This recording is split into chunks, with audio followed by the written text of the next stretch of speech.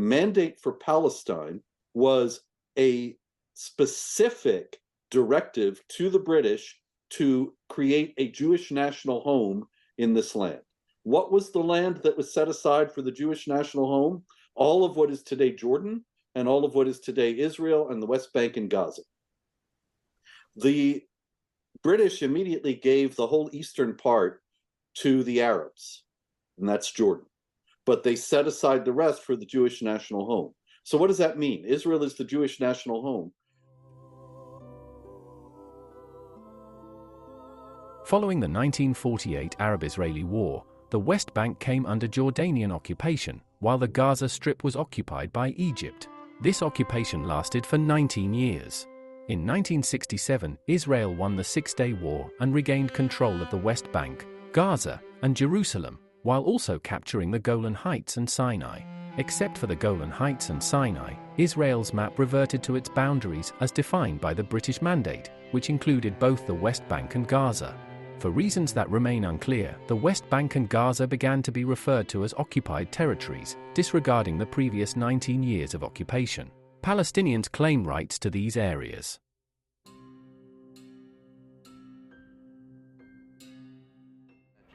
In 1967, the Arab League announced the three no's: no peace, no recognition, no negotiation. And that's because this is really a religious conflict, and it's all about hating Jews and all about not wanting to recognize Jewish authority over that. If we're going to make a framework for peace that's supposed to be a two-state solution in which we coexist peacefully with one another, then you have to recognize that we have a right to exist and be here. Otherwise, it's just a hollow assurance, and ultimately you're going to use the new state the way Gaza has been used, as a new jihad base to launch attacks against Israel. And that's The Oslo Accords were a series of agreements starting in the early 90s that were supposed to gradually bring together the Israelis on the one side, the Palestinians on the other side, with the ultimate goal of having two states, one Jewish state called Israel, one Palestinian state called Palestine. In 1993, Israel agreed to the Oslo Accords, which promised a step-by-step process to establish a Palestinian state. In 1998, Israel conceded yet more territory to the Palestinian Authority under the prime ministership of Benjamin Netanyahu.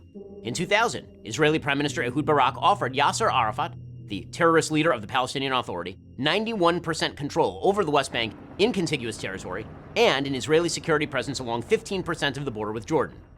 Arafat walked away from the table and began the Second Intifada, a massive terror wave that ended with the death of thousands of Jews. In 2005, Israel unilaterally withdrew from the Gaza Strip. Hamas immediately took it over and began using it as a base for terrorist activity.